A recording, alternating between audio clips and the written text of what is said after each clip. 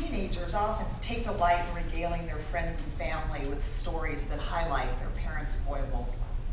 My oldest daughter has one particular story she loves to about at family gatherings. A story about when she was 4 years old and I rolled her head up in the car window.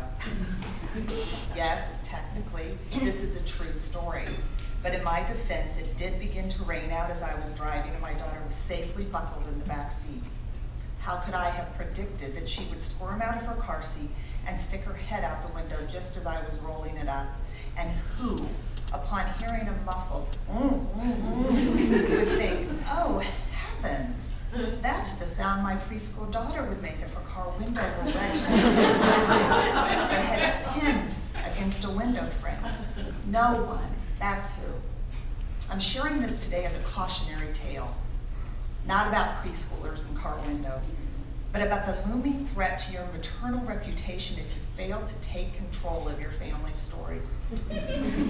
Hopefully your children are young enough and you still have time to protect your good name. It behooves a mother to be proactive in these matters and consistently craft stories that place her parenting skills in a flattering light.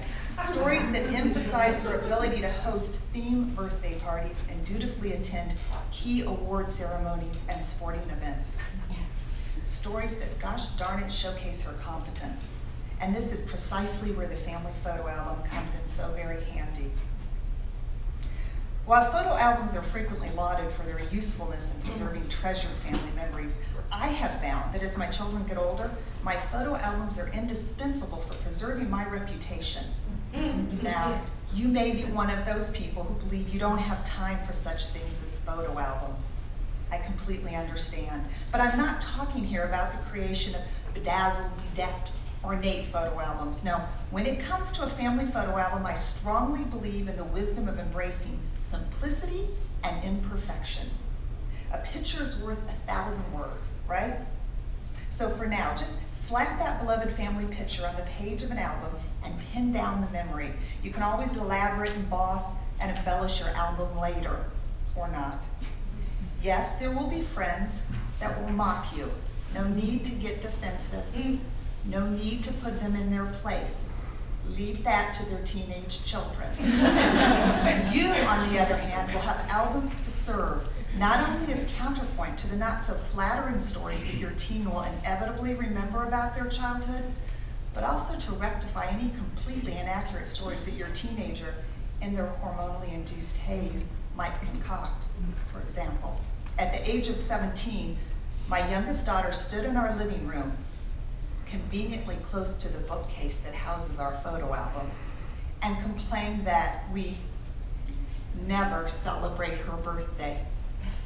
Never. My husband looked at me and gasped. She did not just say that to you. And then scurried out of the room, frantically closing windows before the neighbors could hear my cries of outrage. I did not, however, raise my voice in protest. Instead, I simply walked over to the bookcase and lifted my photo albums, or proof of performance albums, as I call them, from the shelf.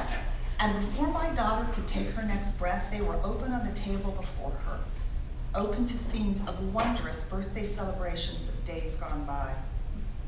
As my daughter's gaze lingered over the pictures, her smirk bloomed into a sheepish grin.